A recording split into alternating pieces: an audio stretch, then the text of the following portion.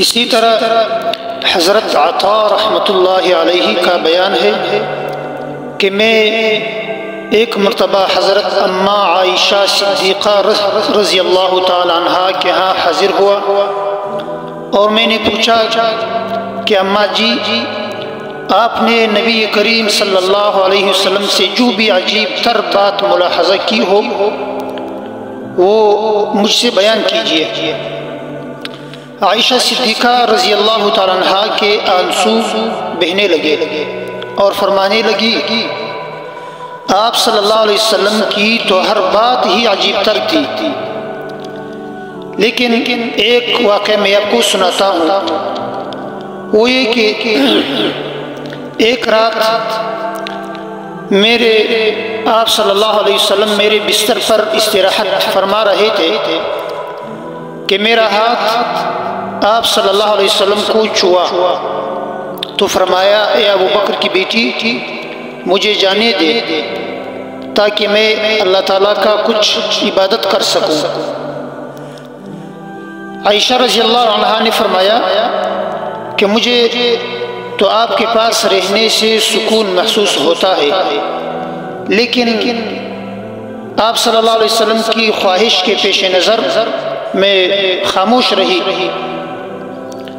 تو آپ صلی اللہ علیہ وسلم اٹھے، وضو کیا لیکن انتہائی کم پانی سے، پھر آپ صلی اللہ علیہ وسلم نے نماز ادا فرمائی اس حال میں کہ آپ صلی اللہ علیہ وسلم کے آنسوں سے آپ صلی اللہ علیہ وسلم کی داڑھی مبارک تر ہو گئی۔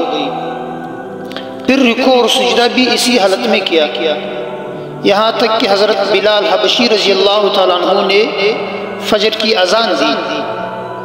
میں نے پوچھا اے اللہ کے نبی صلی اللہ علیہ وسلم آج آپ اس رات کو کس بات پر اتنا روئے؟ آپ صلی اللہ علیہ وسلم کی تو بخشش کا پروانہ بھی جاری ہو چکا ہے۔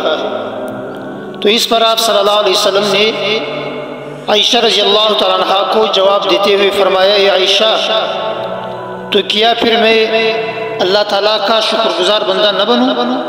حالانکہ آج ہی رات اللہ تعالیٰ کا یہ کلام، یہ کچھ آیتیں میرے اوپر نازل ہو گئی ہیں جو سورہ بقرہ کی 164 آیت ہے۔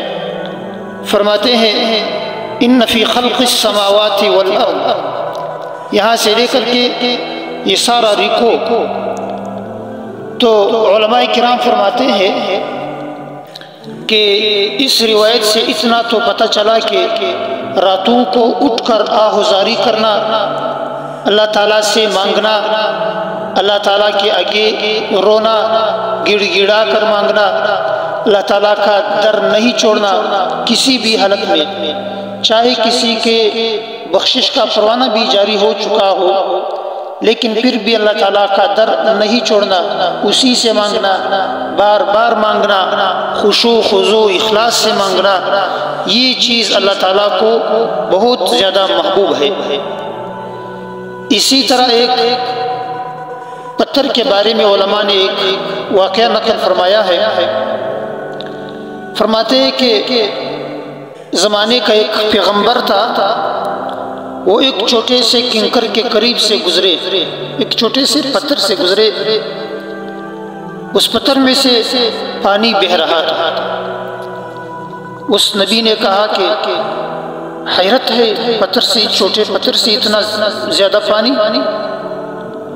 تو اللہ تعالیٰ نے اسی وقت پتھر کو بولنے کی طاقت عطا فرمائی اور پتھر کہنے لگا کہ میں نے جب سے اللہ تعالیٰ کا یہ فرمان سنا ہے جو سورہ بقرہ میں ہے کہ وقودها الناس والحجارہ، کہ اس دوزخ کا ایندھن انسان اور پتھر ہوں گے، اسی وقت سے میں اللہ تعالیٰ کے خوف سے آنسو ہی بہاتا رہتا ہوں۔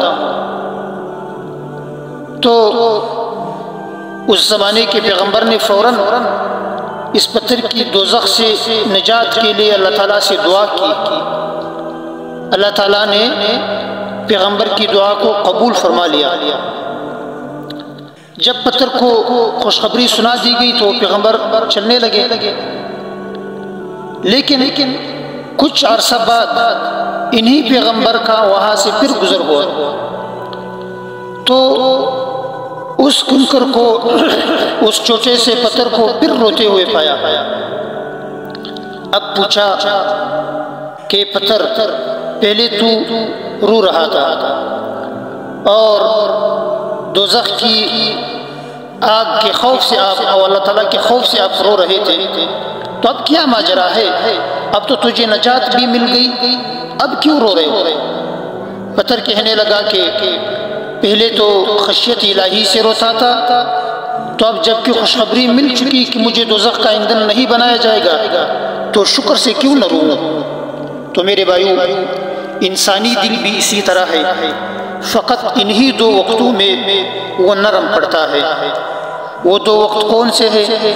یا تو جو ہے خوف کے وقت کہ وہ اللہ تعالیٰ کے خوف سے جس طرح کہ پتھر کا واقعہ گزر گیا، یا شکر کے وقت جس طرح اسی پتھر میں دوسری مرتبہ جب اس کو روتے پایا گیا تو وہ شکر کے وقت رو رہے تھے۔ لہٰذا ہمیں بھی چاہیے کہ ہمارے اوپر بھی دو ہی حالتیں آتی ہیں، خوف کی حالت اور اسی طرح جو ہے شکر کی حالت۔ تو دونوں حالتوں میں انسان کا جو دل ہے یہ نرم پڑ جاتا ہے۔ اس وقت میں اللہ تعالیٰ سے مانگنا، اللہ تعالیٰ کے سامنے رونا، آہوزاری، گریہ وزاری اللہ تعالیٰ کے ہاں جو ہے بہت زیادہ محبوب ترین عمل ہوا کرتا ہے۔ اللہ تعالیٰ مجھے بھی اور آپ سب کو عمل کرنے کی توفیق عطا فرمائے۔ وآخر دعوانا ان الحمد للہ رب العالمین۔